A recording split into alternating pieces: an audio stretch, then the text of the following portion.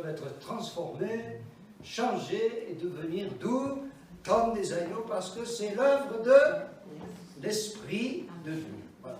Ce sont les conséquences, tout cela, les effets de la présence de l'Esprit de Dieu en nous, qui est venu faire de notre corps, quoi, son temple, lorsque nous nous sommes convertis. Hein? Dans l'Épître aux Corinthiens, au chapitre 3, verset 16, la première aux Corinthiens, au chapitre 3, verset 16, c'est bien précisé, cela, n'est-ce pas, que notre corps est devenu eh bien, le temple du Saint-Esprit. Voilà, hein, 3, verset 16. Ne savez-vous pas que vous êtes le temple de Dieu et que l'Esprit de Dieu habite en vous? Et l'Esprit de Dieu habite en nous. Il est actif. Hein? Ce n'est pas un simple résident, ce n'est pas un invité de passage. On peut dire que c'est lui qui doit présider dans notre vie. Voilà, donc toutes ces vertus, ces qualités qui ont été énoncées là, dans l'Épître aux Galates, constituent la reproduction dans nos vies du caractère de Christ. Quel était le caractère de Christ? Eh bien, il est défini dans l'Épître aux Philippiens, au chapitre 2, au verset 5. Voilà. Il est dit ceci: « Ayez en vous les sentiments qui étaient en Jésus-Christ, lequel, existant en forme de Dieu, n'a point regardé comme une proie arrachée d'être égal avec Dieu, mais s'est dépouillé lui-même en prenant une forme de serviteur, en devenant semblable aux hommes, ayant paru comme un simple homme, il s'est humilié lui-même, se rendant obéissant jusqu'à la mort, même jusqu'à la mort de la croix. » Voilà. Hein? Ce qui caractérise Christ, entre autres, c'est ce dépouillement, hein, cet état d'esprit de serviteur, cette humilité, cette obéissance. Voilà. Et il dit, ayant vous les sentiments qui étaient en Jésus-Christ. Mais ça va au-delà des sentiments. Vous voyez, les gens, des fois, ils sont sentimentaux. Je ne crois pas que Jésus était sentimental, dans le mauvais sens du terme. C'est son état d'esprit qu'il faut avoir.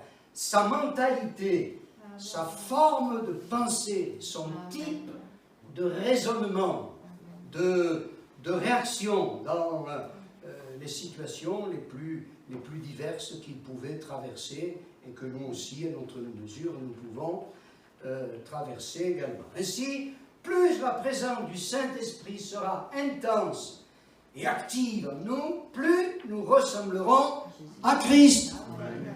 Est-ce que le but, en dehors du salut, hein, on est sauvé, l'affaire est réglée, si tout au moins nous persévérons, mais le but c'est de devenir meilleur. Comment? Comme qui? Comme Christ. Hein? Luc chapitre 6, verset 40. Le serviteur n'est pas plus que le maître, mais tout disciple accompli, ouais, celui qui est accompli, c'est celui qui est complet, qui est fini. Tout disciple accompli sera comme son maître. Souvent on cite ce verset de l'Épître aux Éphésiens que vous connaissez: soyez remplis du Saint-Esprit. Alors, être rempli du Saint-Esprit, ce n'est pas que par la langue. Oui, c'est par la langue. Oui, c'est exercer les dons spirituels. On en a parlé abondamment dans les vendredis précédents. Mais c'est aussi, être rempli du Saint-Esprit, c'est aussi produire, de la part du Seigneur, ce fruit de l'Esprit. Alors, dans le passage de Jean 15, quelques principes d'arboriculture et de viticulture qui sont en correspondance dans le domaine spirituel sont présentés. On a de la chance parce que ici on est dans un pays de vignes. Hein? Voilà. Quand on était à Annecy, il y avait un frère qui venait de Normandie. Voilà. Et dans notre petit jardin, là, le frère le pasteur précédent, il avait planté quelques pieds de vigne. Et lui, ce gars qui venait de Normandie, il n'a jamais vu de vigne. Hein? Alors il s'est penché sur ces... Pour nous, c'est banal, hein? Mais enfin, voilà. Hein? Donc, on est en terre connue. Quelques principes, oui, d'arboriculture qu'on retrouve dans le domaine spirituel. Regardez, dans l'évangile de Matthieu, il est dit, chapitre 7, verset 17. Il est dit ceci, Matthieu, chapitre 7, et le verset 17. Tout bon arbre porte de bons fruits, Mais le mauvais arbre porte de mauvais fruits. Un bon arbre ne peut porter de mauvais fruits, ni un mauvais arbre porter de bons fruits. Et dans un autre passage, il est dit que c'est au fruit qu'on reconnaît l'arbre. La qualité, voilà. Dans le domaine spirituel, c'est pareil. La qualité et la quantité du fruit révèlent la valeur de l'arbre. C'est vrai? Oui, c'est vrai. Quand on est arrivé là dans notre maison, dans notre petit jardin, on a planté un abricotier. Et on se dit, oui, le tout petit, il ne produira rien. Figurez-vous qu'au premier printemps où il a été en terre, il a produit des pétales. On a dit, bon, ça ne va pas tenir le coup, ça, il est trop petit. Et puis il a produit, quand les pétales sont tombés, voilà, il y a des tout petits fruits. Les fruits ont mûri, on a eu droit à 39, on a compté. Abricots. Pourquoi a-t-il fait des abricots? Parce que c'est un abricotier. On reconnaît l'arbre à son fruit. Et pour le chrétien, c'est pareil.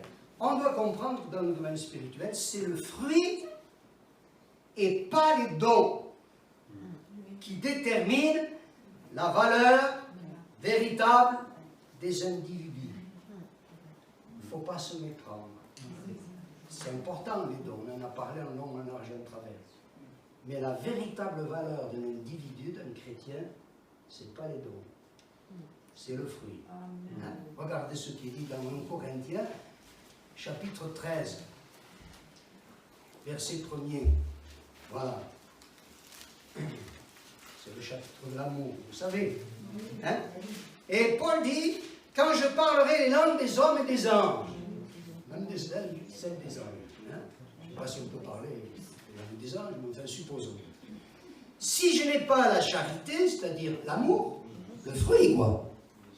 Je suis un airain qui résonne ou une cymbale qui retentit. Quand j'aurai le don de prophétie, pas mal ça quand même, avoir le don de prophétie. La science de tous les mystères et toute la connaissance. Quand j'aurai même toute la foi, jusqu'à transporter des montagnes. Pas mal si on a une foi de ce genre, de ce calibre-là. Mais si je n'ai pas la charité, l'amour, le fruit, quoi, je ne suis rien. Je ne suis rien. Il ne faut pas se laisser tromper par les apparences. Dans la deuxième à Timothée, au chapitre 3, verset 5, il est question de ceux qui ont l'apparence de la piété et qui auront renié ceux qui ont fait la force. Rappelez l'histoire du figuier que Jésus a maudit. Il a vu de loin, il avait la fringale le matin, un figuier qui avait des feuilles. Oh, il avait de belles feuilles. Mais quand il s'est approché, eh bien, il n'y avait pas de fruits. Il n'y avait pas de fruits. Seulement, les feuilles qui remuaient au vent, c'est attractif, c'est impressionnant, mais pas de fruits. Et nous avons un exemple dans la Bible de quelqu'un qui avait l'apparence d'être l'homme de la situation. Alors vous trouverez ce passage dans le premier livre de Samuel, chapitre 16, versets 6 et 7. Voilà. C'est Samuel parce que Dieu lui a dit, vas-y là-bas à Bethléem, j'ai vu un gars qui sera le prochain roi d'Israël. Alors il arrive chez le papa Isaïe et puis il fait défiler tous les fils de la famille, je crois qu'il y en avait 7, 8. Alors le premier, l'aîné, il arrive, un balèze, carré, tout. Et Samuel, pourtant un homme de Dieu, il se laisse avoir par les adhérents. Je dis certainement c'est lui. Et Dieu dit, manqué, c'est pas lui. Ne te laisse pas impressionner par la hauteur de sa taille, car je l'ai rejeté. Et puis c'est le petit David qu'on sort de derrière les, non pas les fagots, mais les brebis, qui est choisi par Dieu. Et quelques temps plus tard, eh bien, dans 1 Samuel chapitre 17, verset 28, le véritable caractère du frère de David, qui s'appelait Eliab, apparaît. Il est irascible et soupçonneux. Quand David arrive pour apporter des fromages qu'envoyait le père, qu'il arrive là, la bataille va commencer. Et et qu'il interroge l'un, l'autre à propos de ce Goliath qui lance un défi à l'armée d'Israël, eh bien Eliab, il se met en colère, il dit mais qu'est-ce que c'est cette histoire? Moi je connais ta mentalité, c'est pour voir la bataille que tu es venu, vous voyez, un homme irascible, un homme soupçonneux, donc il n'est pas du tout qualifié pour devenir le roi d'Israël. Il n'avait que les apparences, mais il n'avait pas la réalité, le cœur qui convenait. Vous savez que le Seigneur regarde au cœur. Alors, ce qui vient d'être dit, vous voyez que le fruit a plus d'importance que les dons, n'enlève rien à l'importance des dons spirituels. Ils sont indispensables pour l'édification, pour le perfectionnement, pour le développement et pour l'accroissement harmonieux de l'Église. Et il faut quand même insister encore, chaque disciple de Christ doit y aspirer aux dons spirituels. La dernière fois, on a dit que 4 fois dans ces passages de 1 Corinthiens 12, 13 et 14, 4 fois, Paul nous dit que nous devons aspirer aux dons spirituels. Il faut prier à ce sujet, les exercer dans la foi. Mais il est vrai aussi que le fruit doit primer sur les dons. Le caractère de chacun de nous revêt aux yeux de Dieu plus d'importance que les dons. Le caractère prime sur les charismes que nous exerçons, car, répétons-le, c'est le fruit qui définit ce que nous sommes réellement. Parce que c'est étonnant, mais il y a des gens qui ont des dons remarquables, communiqués par Dieu de manière indéniable, mais pourtant, leur vie spirituelle personnelle est d'une extrême pauvreté. Ça arrive.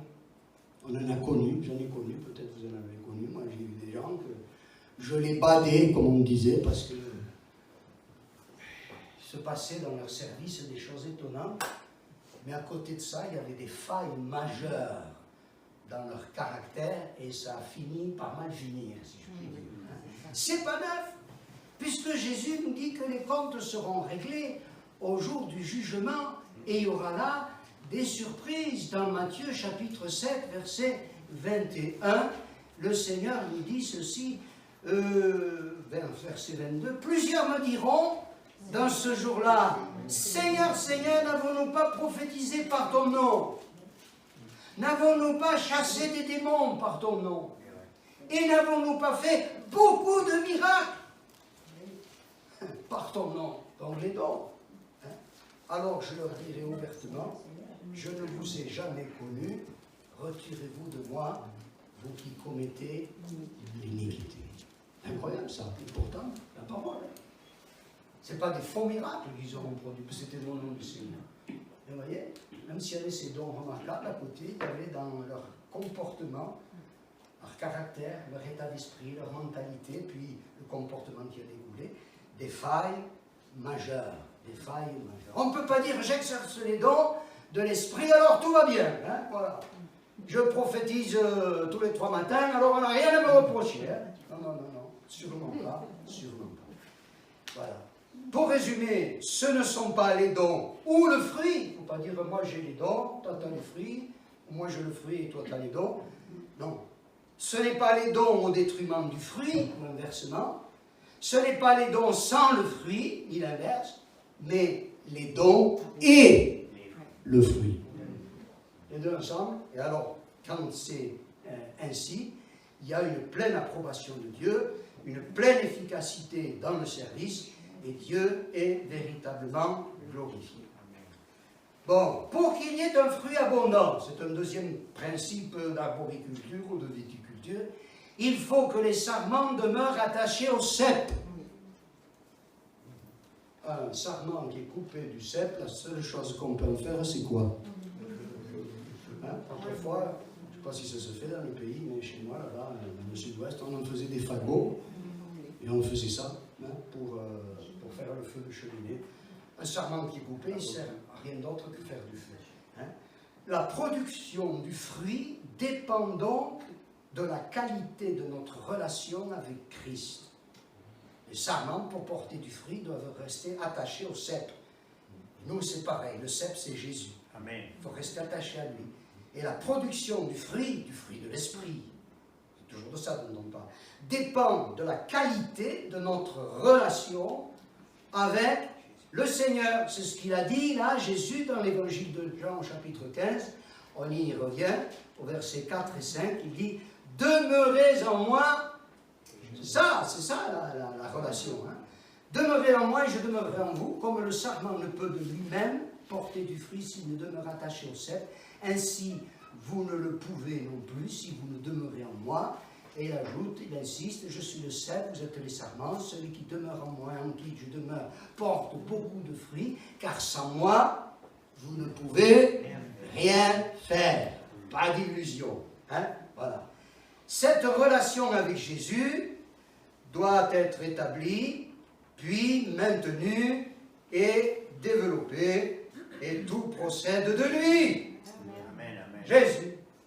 Car le Saint-Esprit, c'est aussi l'Esprit de Christ. Amen. On retrouve cette expression dans l'Épître aux Romains, par exemple, au chapitre 8, au verset 9, il dit que celui qui n'a pas l'Esprit de Christ, il ne lui appartient pas. L'Esprit de Christ, l'Esprit de Dieu, le Saint-Esprit, c'est synonyme tout ça. Hein? C'est la même personne. Voilà. Hein? Voilà. Sans lui, nous ne pouvons rien faire. Alors, cette communion, cette relation dont on parle, voilà, avec Jésus, elle débute lorsque nous expérimentons la nouvelle naissance. Rappelez, Nicodème, là, l'expert en théologie, vient voir Jésus un certain soir, et Jésus le déconcerte un petit peu en lui disant « Nicodème, si tu ne nais de nouveau, tu ne peux entrer dans le royaume de Dieu. » Et lorsque nous naissons de nouveau, nous recevons la vie de Dieu par la foi en Jésus-Christ. Une vie qui n'est pas naturelle, organique, biologique, mais qui est spirituelle. Hein. Dans l'évangile de Jean, chapitre 1er, verset 12, il dit « À ceux qui l'ont reçu, il a donné le pouvoir de devenir enfants de Dieu, lesquels sont nés ni du sang, ni de la volonté de l'homme, ni de la volonté de la chair, ils sont nés de Dieu. » Voilà, on devient ses enfants, et même on est rendu participant de sa nature divine. Vous voyez, c'est l'épître de Pierre qui nous le dit, deuxième épître de Pierre, chapitre 1er, versets 3 et 4, rendu participant de la nature divine. C'est quelque chose, ça, quand même. Dieu nous communique quelque chose de lui. Oui. Fait passer une espèce de transfusion, non pas sanguine, mais spirituelle. Ce qui vient de Dieu passe en nous. Et désormais, nous pouvons dire, en tout cas c'est souhaitable, ce que Paul dit dans l'Épître aux Galates, chapitre 2, verset 1, verset 20, « J'ai été crucifié avec Christ, et si je vis, ce n'est plus moi qui vis, c'est Christ qui vit en moi. » Et c'est dans la mesure où ce sera vrai, et de plus en plus vrai, que nous porterons de plus en plus de fruits. Hein? Voilà. Cette présence divine qui est établie, cette relation, cette communion avec le Seigneur qui est établie lors de la conversion, de la nouvelle naissance, elle doit s'accroître, se développer. Hein? Il est normal d'avoir une relation plus profonde avec Jésus, normalement, quand on a grandi, mûri dans les choses de Dieu, que quand on vient de se convertir. Voyez, il faut qu'il y ait cette croissance spirituelle. Vous savez que c'est un principe qu'on retrouve partout. Hein? Tout ce qui ne grandit pas meurt. Une plante qui ne grandit pas, hein, mesdames, quand dans le pot, là, la fleur, vous voyez là, ça baisse comme ça, vous dites, oh là là, il y a un problème. Un enfant qui ne grandit pas, un bébé qui ne se développe pas, c'est une anomalie. Un chrétien qui ne grandit pas, c'est un infirme. Vous voyez, et s'il en reste là, il va mourir, il va dépérir. Donc la communion doit s'accroître, il faut y veiller. Et entretenir cette communion par une vie de prière et de méditation de la parole de Dieu conséquente et accompagnée, comme Jésus le précise, d'un style de vie en accord avec ses commandements. Parce que dans ce passage-là, Jean 15, au verset 10, il dit « Si vous gardez mes commandements, vous demeurerez Vous aurez la relation, la communion dans mon amour, de même que j'ai gardé les commandements de mon Père et que je demeure dans son amour. Amen. Après, pour que le serment soit plus fécond, qu'est-ce qu'on lui fait chaque année? Voilà, il doit être émondé, subir la taille. Le texte littéral, je crois, dit tout serment qui porte du fruit, il le purifie, il le taille, il l'émonde. Ce traitement que tout vigneron consciencieux et compétent fait subir au sarment régulièrement, en fait chaque année, est indispensable pour que la vigne ne dégénère pas. Des fois, on rencontre des vignes qui sont en abandon, qui n'ont pas été taillées, ça dégénère. Hein? La première année, il y a encore un petit peu de raisin qui pousse comme ça. Et puis, de moins en moins, de moins en moins, de moins en moins. La vigne, même si c'est un plan excellent, qui n'est pas taillé, dégénère. Elle redevient sauvage, à la limite. Vous voyez, un chrétien qui n'est pas émondé, il redevient sauvage. Hein? Voilà. Et c'est ce à quoi s'applique notre Père Céleste, c'est lui le vigneron. D'ailleurs, c'est dit, hein, je suis le vrai cep, mon Père est le vigneron. Et il veut retrancher de nos vies tout ce qui est stérile. Les gourmands, il en parlait là, l'autre jour. Nuisible, inutile. C'est quoi ça? C'est tout le comportement charnel. Voilà, regardez, dans Galates, chapitre 5, on y revient, au verset 19. Hein? C'est mis en parallèle avec le fruit de l'esprit. Verset 19, Galates 5, 19. Leurs œuvres de la chair sont manifestes. Ce sont l'impudicité, d'autres traductions disent la débauche. C'est pareil.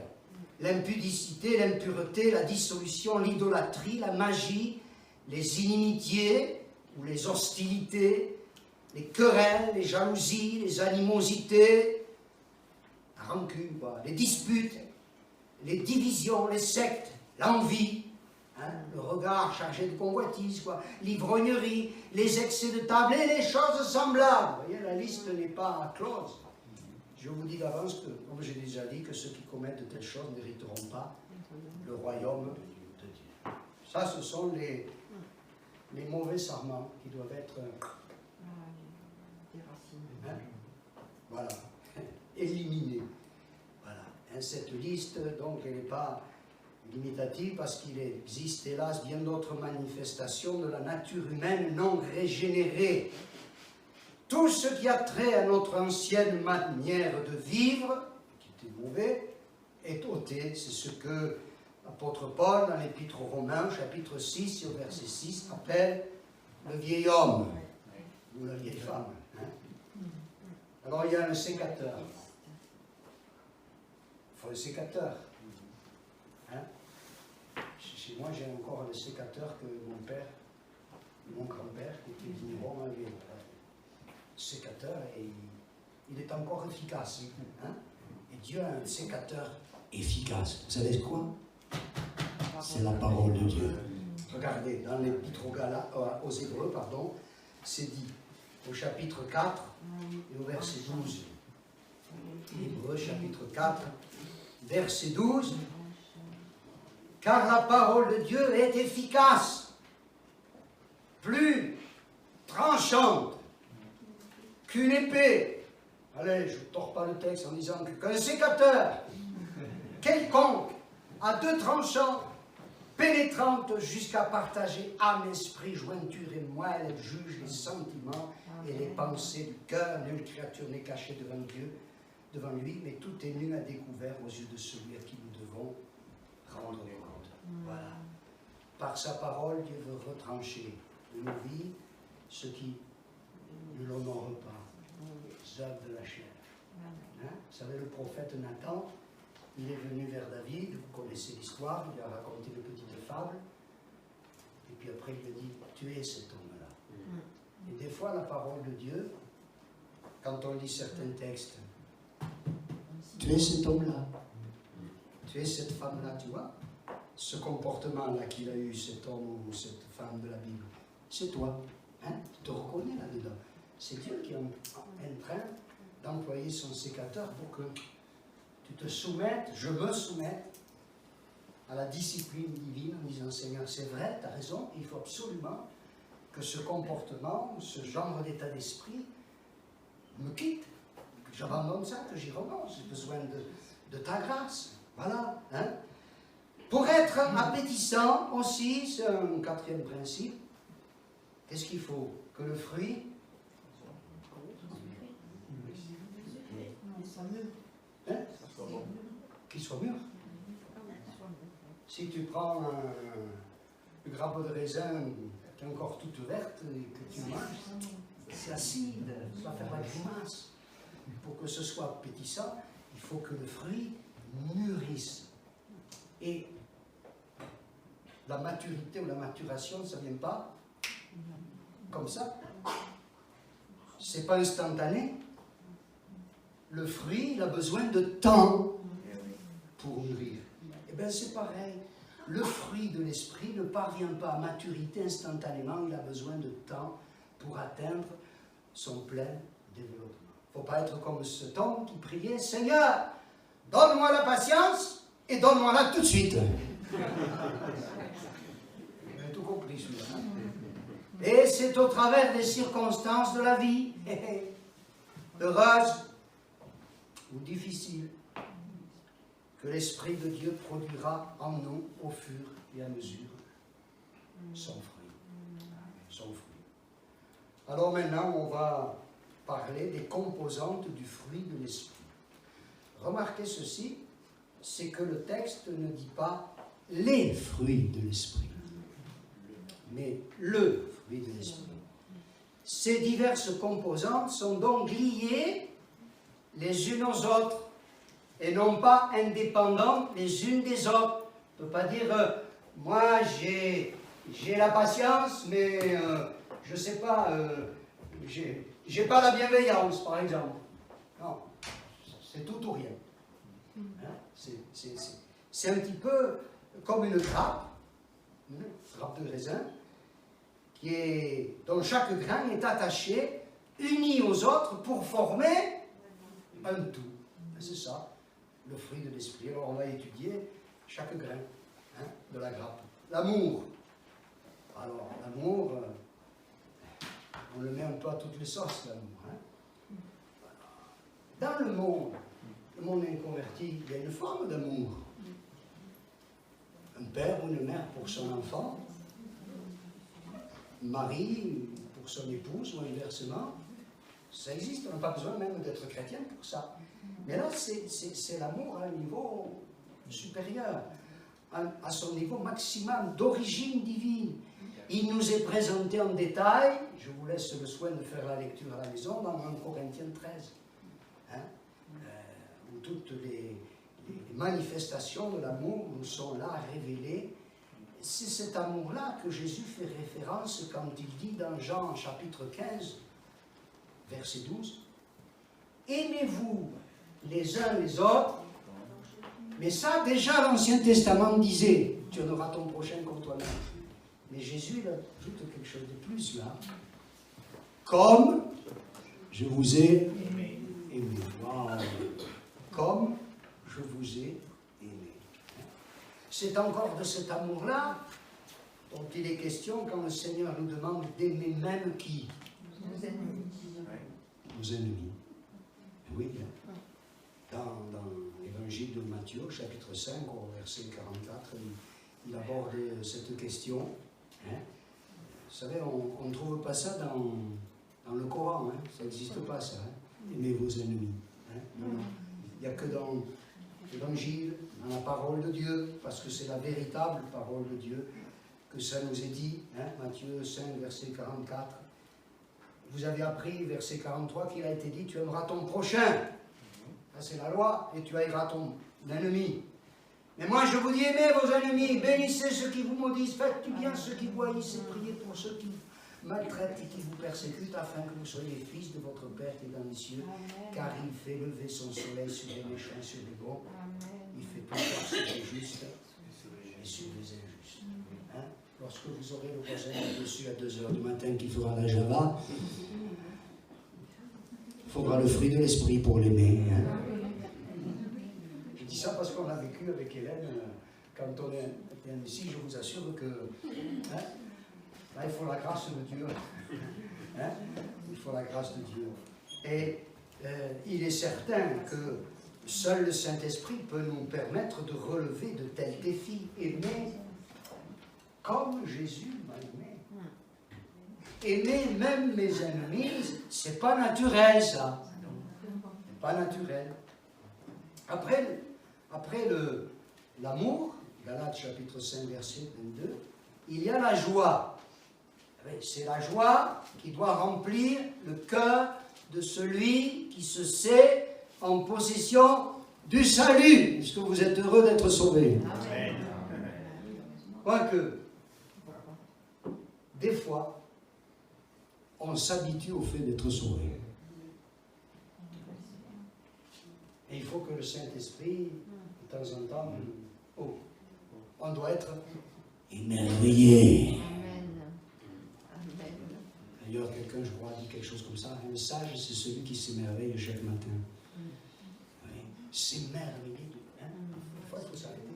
Mais au fait, ce qui m'arrive. Mais c'est super. Alléluia. C'est extraordinaire. C'est un privilège inouï, vous vous rendez compte? On estime qu'en France, sur combien 67 millions d'habitants à peu près, je crois qu'on est maintenant, il y a grosso modo 500 000, 600 000 chrétiens évangéliques en réunissant tout le monde. Et dans cette petite minorité, moi j'ai ma place. Par la grâce de Dieu. Par la grâce de Dieu. Hein? C'est ce que l'apôtre Pierre nous rappelle dans sa première épître. Hein? Première épître de Pierre, chapitre 1er, verset 8. Voilà. Lui, Jésus que vous aimez sans l'avoir vu, en qui vous croyez sans le voir encore, vous réjouissant d'une joie ineffable et glorieuse parce que vous obtiendrez le salut de vos âmes pour prix de votre foi. Amen. Et c'est vrai qu'il y a des moments où l'Esprit nous saisit, ça peut être dans un culte, mais ça peut être aussi à la maison, et là il y a cette joie du salut qui inonde notre cœur. Il y a un paradoxe, c'est que cette joie, elle doit persister, même lorsque nous sommes attristés par les épreuves que nous traversons. Parce que dans ce même passage, il est fait référence du salut, de la joie du salut, mais au verset 6 du chapitre 1er de la première épître de Pierre, l'apôtre dit, c'est là ce qui fait votre joie, donc le salut. Quoique maintenant, puisqu'il le faut, vous soyez attristés pour un peu de temps par diverses épreuves. Vous voyez? C'est un paradoxe. D'une part, la tristesse de l'épreuve, la douleur, la souffrance, c'est vrai. Hein? Des fois, on est excessif dans nos milieux chrétiens. Il y a des gens, par exemple, qui, lors d'un deuil, se sont interdits de pleurer. Voilà, les chrétiens, on ne pleure pas, on est solide. On a la foi, on a la joie du salut. Mais non, mais les êtres du bien quand même. Hein. Devant le tombeau de Lazare, même Jésus n'a pleuré. Oui, mais au sein même de la tristesse que produit l'épreuve, il y a cette joie du salut qui demeure. Eh oui, amen. Malgré tout. Malgré tout. Hein. David, lui, il avait perdu la joie du salut. Et pour cause. Il avait perdu la joie du salut lorsque il avait sombré dans ce triste péché, double péché de l'adultère d'une part, et puis du meurtre dans l'affaire de Uri le Héthien, n'est-ce pas? Et c'est seulement lorsqu'il s'est repenti sincèrement qu'il a pu retrouver la joie du salut. Dans le psaume 51, verset 14, il dit « Rends-moi la joie de ton salut ». Ce qu'il avait perdu. Hein? Dans le psaume 32, il nous explique un peu le ressenti qui était le sien durant ces mois sombres où il avait fermé son cœur, où il s'était bloqué, refusant de capituler devant Dieu. Et voilà, il dit ceci, psaume 32, verset 3, « Tant que je me suis tu, mes os se consumaient, je gémissais toute la journée, car nuit et jour ta main s'appesantissaient sur moi, ma vigueur n'était plus que sécheresse comme celle de l'été. » Vous voyez, le Saint-Esprit était là pour le convaincre de pécher, lui résistait. Alors il était malheureux, malheureux, comme c'est pas possible, la joie, il n'y en avait plus. Je t'ai fait connaître mon péché. Je n'ai pas caché mon iniquité. J'ai dit, j'avouerai mes transgressions à l'Éternel. Et tu as effacé la peine de mon péché. La repentance me fait retrouver la joie. Il y a eu quand même un chemin difficile, hein, parce que Dieu n'a pas réglé ça là, à la va-vite, mais quand même, il a retrouvé la joie de son salut. Et ça, c'était terriblement important. Il y a diverses formes de joie. Il y a aussi la joie du service. Hein? Servez l'Éternel avec joie. Psaume 100, verset 2. Servez l'Éternel avec joie. Quand on sert Dieu, il ne va pas comme à l'abattoir. Hein? Non. Ça, avec joie. En tout cas, il faut que ce soit ainsi. Il y a aussi la joie de la communion fraternelle. Alléluia. Psaume 133, verset 1er, qu'il est agréable, qu'il est doux, les frères, de demeurer ensemble. Oui, les frères, mais pas tous quand même. Hein, où, j'étais dans une église où j'avais un frère, un brave frère, qui avait des qualités indéniables, et il était là tous les dimanches matin, là. À sa place. Alors, quand on chantait des cantiques, ailes de la foi, un peu anciens, vous voyez, là, il était. Et puis quand c'était un peu plus moderne, il tirait une mine de 6 pans de l'eau. Ah, Seigneur, je serais tellement béni s'il allait dans une autre église, là. Hein. Ce serait bien là-bas. Hein. Ah non, ça a duré quelques années, là. Mais voilà, il faut se réjouir quand même, hein, que Dieu soit loué. Je sers le Seigneur avec joie dans la communion fraternelle. Psaume 122, verset 1er. Je suis dans la joie quand on me dit allons à la maison de l'Éternel. Et l'Épître aux Hébreux, chapitre 3, verset 6, nous dit que sa maison, c'est nous. Amen. C'est pas le lieu. Sortons-nous de la tête que ici, c'est la maison de Dieu. Non, c'est un local. C'est une salle. Bien sûr, il faut respecter les lieux. Hein, voilà. Mais ce qui est sacré, ce n'est pas le lieu.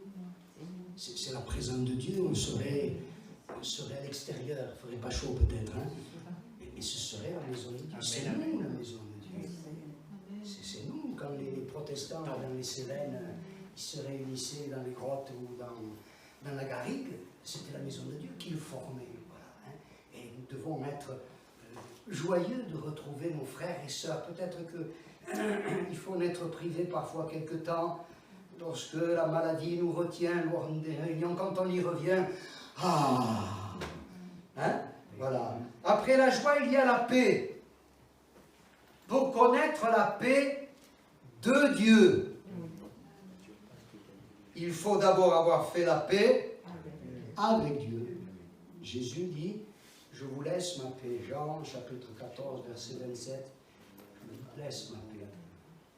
Mais dans l'Épître aux Romains, chapitre 5, verset 1er, étant justifiés par la foi, nous avons la paix avec Dieu. Il s'agit donc d'être réconcilié avec Dieu par la foi en Jésus-Christ. Une dame disait, mais je ne suis pas fâché avec le bon Dieu. Non, il n'est pas fâché avec toi. Mais c'est toi qui vis loin de lui. Quoique, pas fâché. Quand même, la parole de Dieu parle de la colère de Dieu. On n'aborde pas trop ce thème dans les prédications. Mais quand on lit l'Épître aux Romains, qui est l'épître qui traite par excellence du thème du salut. Vous savez comment ça commence? La colère de Dieu se révèle contre toute injustice des hommes qui retiennent la vérité captive. D'abord, avant de parler de tout le plan du salut que Paul, dans l'Épître aux Romains, va développer en long, en large et en travers, bien quand même, il aborde cette question de la colère de Dieu. Et pour être en paix avec Dieu, il faut se réconcilier avec lui. C'est pourquoi, dans l'épître, le deuxième aux Corinthiens, au chapitre 5, versets 20 et 21, il est dit « Soyez réconciliés avec Dieu, celui qui n'a point connu le péché, il l'a fait devenir péché pour nous, afin que nous devenions en lui justice de Dieu. » Bon, quand on a fait la paix avec Dieu, quand on a reçu cette grâce, on doit devenir des ouvriers de paix, des artisans de paix, des faiseurs de paix. Hein? Voilà. Dans l'épître de Jacques, au chapitre 3, au verset 18, il en est question de ça, Jacques chapitre 3, et le verset 18, où il est dit « Le fruit de la justice est semé dans la paix par ceux qui recherchent la paix ». Il y a une version qui dit « Le fruit de la justice est semé dans la paix par les artisans de paix ». J'aime bien cette expression, artisan, vous voyez. L'artisan, il ne travaille pas à la chaîne, il met du goût dans son travail, il veut que ce soit bien fait. Eh bien, nous, on doit promouvoir la paix dans l'Église. Alléluia, amen. Hein? Promouvoir la paix. Il ne faut pas être des pompiers incendiaires. Hein? Si on sent qu'il y a un frère ou une soeur qui sont un peu en bis-bis, il ne faut pas mettre de l'huile sur le feu. Non. Dans une épître, Paul dit « J'exhorte Évodie et Syntyche à être d'un même cœur dans le Seigneur. » C'était des femmes qui avaient servi Dieu avec Paul. Et il semble qu'entre les deux, il y a eu des bis-bis. Hein? Et Paul dit à son collègue, je te prie de les aider, toi, fidèle collègue, allez, aide-les à recoller les morceaux, quoi, non pas rester fâchés pendant l'éternité.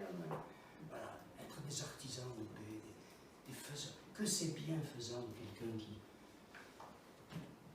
qui a cet état d'esprit, qui apaise, qui fait du bien, on dit des gens conciliants, pacifiques, ce qui ne signifie pas qu'il faille évidemment tolérer le péché. Parfois, il faut prendre des mesures qui peuvent paraître sévères. Il faut prendre des mesures de discipline, de correction, mais avec un bon état d'esprit, toujours pour la gloire de Dieu. Voilà. Et pour gagner le frère ou la sœur en question.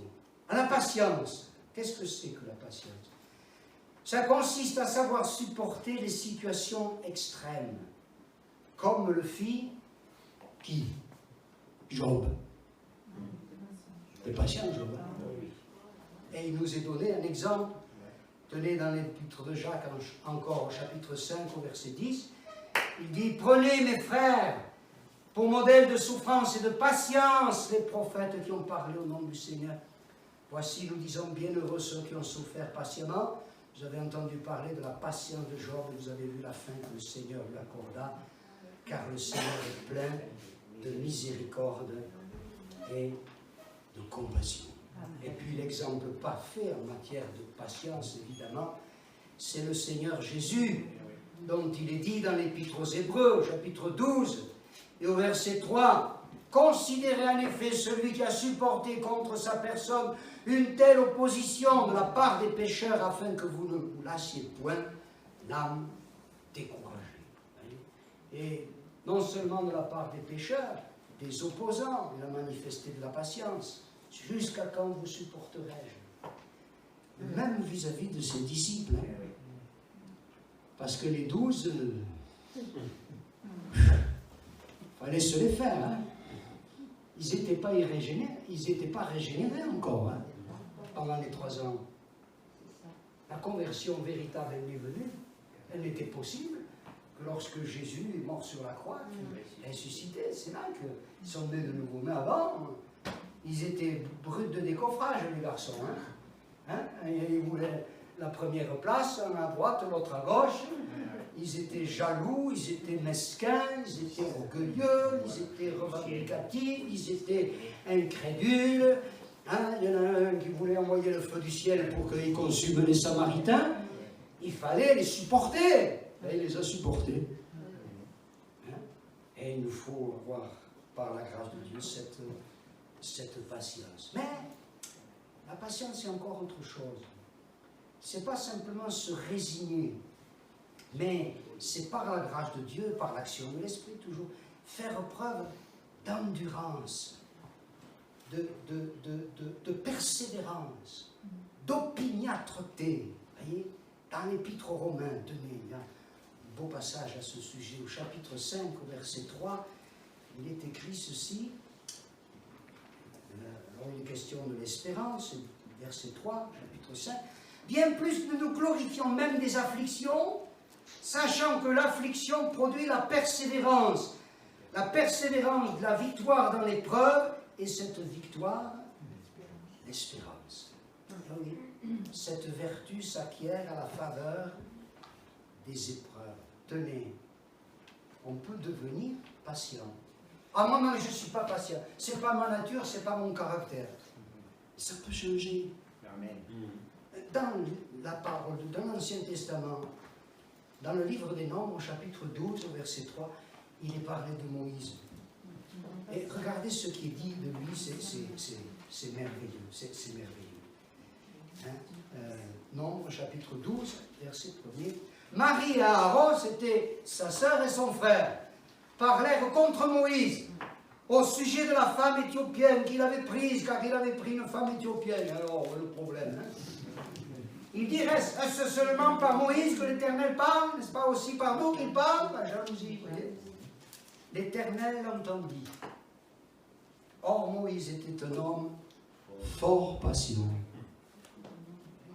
plus qu'aucun homme sur la face de la terre. On pourrait dire, ben, il avait de la chance, mais il n'avait pas toujours été comme ça. Il n'avait pas toujours été comme ça. Rappelez-vous, hein, dans Exode chapitre 2, là, il a voulu intervenir.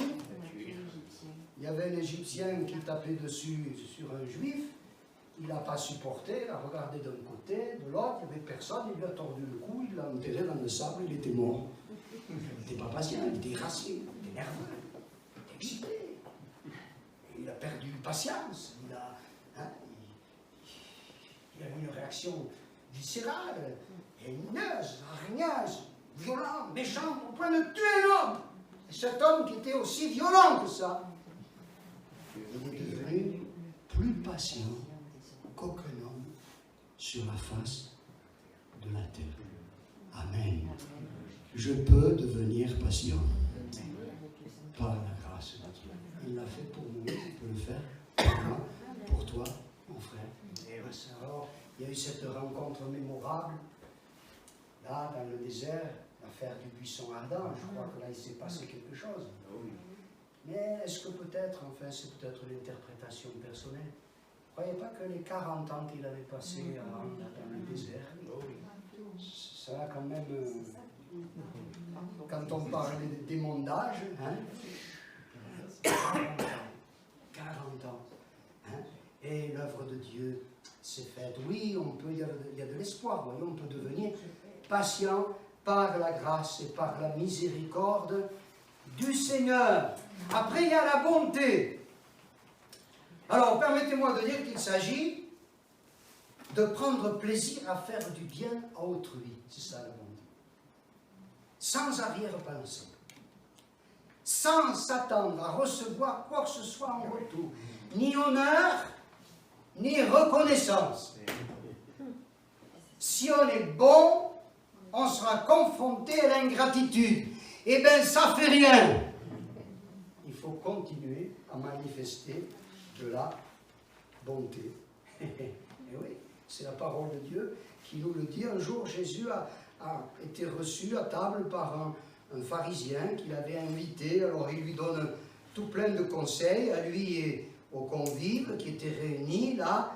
Et regardez ce qu'il dit, entre autres, chapitre 14, verset 12 de l'évangile de Luc, pardon. Il dit aussi à celui qu'il avait invité, Luc 14, verset 12, « Lorsque tu donnes un dîner ou un souper, n'invite pas tes amis, ni tes frères, ni tes parents, ni des voisins riches, de peur qu'ils ne t'invitent à leur tour et qu'on ne te rende l'appareil. » C'est pas interdit de le faire. Mais lorsque tu donnes un festin, invite tes pauvres, des estropiés, des boiteux, des aveugles, et tu seras heureux de ce qu'ils ne peuvent pas te rendre l'appareil, car elle te sera rendue à la résurrection des justes. Et quand il y a quelqu'un, je ne sais pas moi, le jour de Noël qui se retrouve sans famille, il faut y penser à celui-là, c'est ça la bonté, vous voyez. C'est ça la bonté. Et tant pis, ou tant mieux, s'il ne peut pas me rendre l'appareil. C'est de la bonté gratuite. Gratuite. Il ne faut pas oublier, l'hospitalité, c'est une vertu chrétienne et ça fait partie de la bonté. Bien sûr, cette bonté dont on parle là est à l'opposé de celle des hypocrites qui font étalage de leur générosité. Jésus parle de ceux qui font l'aumône et qui sonnent la trompette devant eux. Ça se faisait littéralement à l'époque. Hein. Il y a des gens qui se faisaient précéder d'un trompettiste et puis après ils distribuaient leurs aumônes aux malheureux, aux pauvres. Alors Jésus dit non mais ça c'est... Ils reçoivent leur récompense, ils sont honorés par les hommes. Alors Dieu n'a pas besoin de les honorer. Hein. La bonté s'exerce dans la discrétion. Il y a Dieu qui voit. Et il te le rendra autant marqué. Après, il y a alors, selon les traductions, c'est la bénignité. Ça veut dire, la bénignité, littéralement, ça veut dire la longueur d'âme. Il faut avoir une âme longue. D'autres traduisent par la bienveillance. Ça, c'est très proche de la bonté. Ça consiste à se préoccuper des intérêts des autres, en particulier de leur bien-être spirituel. Regardez dans Philippiens chapitre 2, verset 4, il est dit ceci, hein, que chacun de vous, au lieu de considérer ses propres intérêts, considère aussi ceux des autres. Il faudrait, on l'a fait tout à l'heure, relire tous les versets qui suivent. C'est parce que Jésus a usé de bienveillance envers nous qu'il a quitté la gloire céleste et qu'il s'est dépouillé lui-même pour venir nous sauver. La bienveillance, c'est donc l'inverse de l'égoïsme. Hein? Des fois, j'ai entendu des gens qui disent « Moi, je viens à la réunion pour le Seigneur. » Moi, je viens à la réunion pour le Seigneur, mais aussi pour les frères et sœurs. Alléluia. Non? Bien sûr. C'est ça l'état d'esprit. Vous voyez, c'est ça la bienveillance. Hein? C'est pouvoir se congratuler, avoir une parole d'encouragement à quelqu'un qui peut être fatigué, lassé, découragé. La bienveillance, c'est le contraire de l'égoïsme. Paul, en tant que serviteur de Dieu, que pasteur, savait faire preuve d'une grande bienveillance pour les brebis que le Seigneur lui avait confiées, et notamment les nouveaux convertis. Vous voyez, quand il parle là à ces chrétiens de Thessalonique, ils sont convertis depuis peu. Il leur dit ceci, 1 Thessaloniciens chapitre 2, verset 6, hein, « Nous n'avons pas cherché la gloire qui vient des hommes, ni de vous, ni des autres. Nous aurions pu nous produire avec autorité comme apôtres de Christ, mais nous avons été pleins de douceur au milieu de vous. De même qu'une nourrice prend un tendre soin de ses enfants, nous aurions voulu dans notre vive affection pour vous non seulement vous donner l'évangile de Dieu, mais encore nos propres vies, tant vous nous étiez devenus chers. » Et au verset 11, un peu plus loin, il dit « Vous savez aussi que nous avons été pour chacun de vous ce qu'un père est pour ses enfants, vous exhortant, vous consolant, vous conjurant de marcher d'une manière digne de Dieu qui vous appelle à son royaume et à sa gloire. » Il était à la fois un papa et une maman. Hein? Et quand les gens viennent se convertir, il faut avoir cette bienveillance. Ils font leur premier pas, ils font des erreurs des fois. Hein? Des fois, les gens sont durs avec les nouveaux convertis. Hein? Oh là là, comment? Hein? Il y a 3 mois qu'elle est convertie encore, elle a une mini-jupe, celle-là. Hein? Le Seigneur lui montrera un de ces jours hein, que ce n'est pas peut-être la meilleure de se vêtir, mais il ne faut pas lui tomber dessus comme la misère sur les pauvres, hein? En lui portant un sermon qui va l'assassiner. Vous voyez, de la bienveillance, de la douceur. Un enfant, quand il apprend à marcher, qu'est-ce qui arrive souvent? Il trébuche, il tombe. Qu'est-ce qu'on fait? On le relève. De la bienveillance. Hein? On ne lui aligne pas un coup de pied. Hein? Non, on le relève. Eh bien, voilà, il faut avoir de la bienveillance. Même s'il a commis des erreurs, oui, Dieu fait tellement de miséricorde. Vous vous rappelez comment vous étiez, vous, quand vous êtes convertis?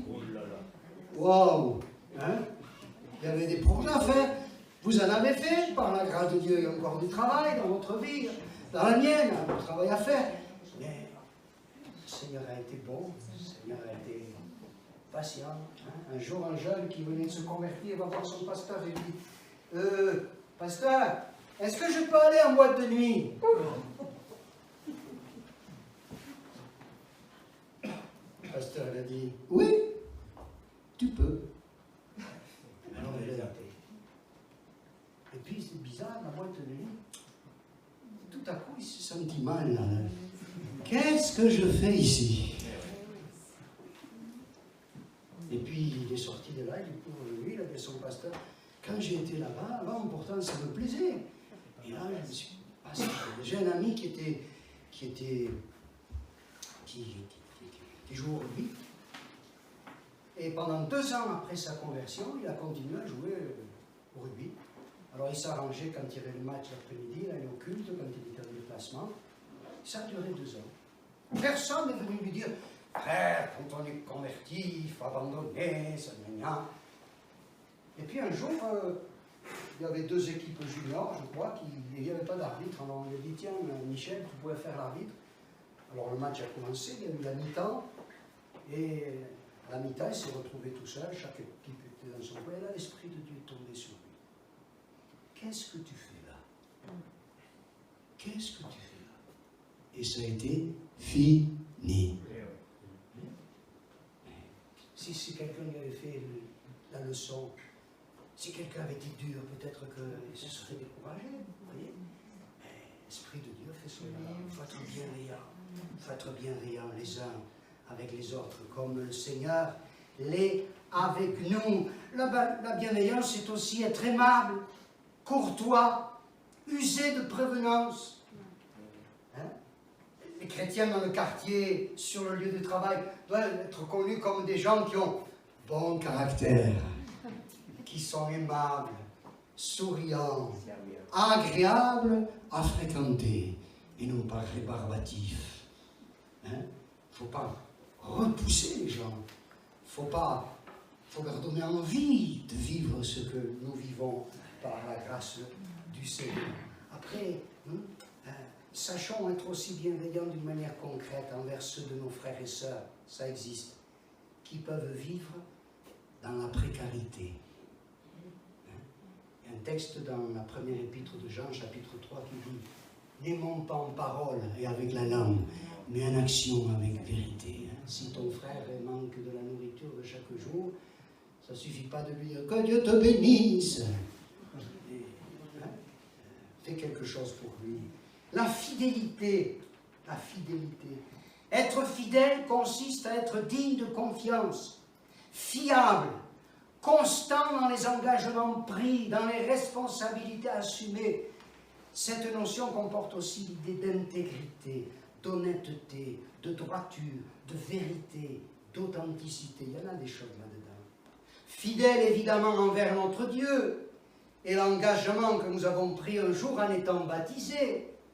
C'est sérieux le baptême quand même. Il y a un verset dans les Proverbes, je ne l'ai pas noté, qui dit c'est un piège pour l'homme de prendre à la légère un engagement sacré et de ne réfléchir qu'après avoir fait un vœu. C'est vrai qu'il y a des gens qui sont désinvoltes. On prend le baptême et puis 3 semaines après, tout est... Non, on s'engage envers Dieu. On s'engage envers Dieu. Le baptême, ce n'est pas simplement la robe blanche et tout le monde qui est content parce que, voilà, il y a des baptêmes ce jour-là dans l'église. Non, c'est un engagement envers Dieu. Et on va aller jusqu'au bout. Amen. Amen.